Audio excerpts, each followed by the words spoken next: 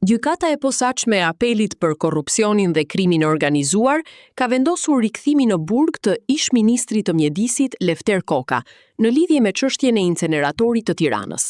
Vendimi u shpall këtë të enjte nga trupi gjykuesi përbërë nga gjyqtaret Iliriana Oldashi, Nertina Kosova dhe Daniela Shirka, pas shqyrtimit të ankimeve të paraqitura nga të pandehurit dhe SPAK.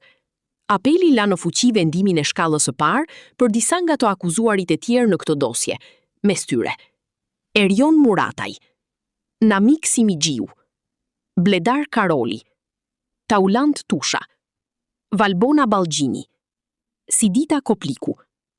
Sipas njoftimit zyrtar, gjykata ndryshoi pjesërisht vendimin për Lefter Kokën, duke hequr pikën që paraqikonte shuarjen e masës së sigurisë arrest në burg, çka sjell rikthimin e tij në qeli. Po ashtu, apeli ndryshoi vendimin edhe për Jo.L, duke e shpallur fajtor për veprën penale shpërdorimi i detyrës në bashkëpunim dhe duke e dënuar me 1 vit burgim, dënim që u ul në 8 muaj për shkak të gjykimit të shkurtuar.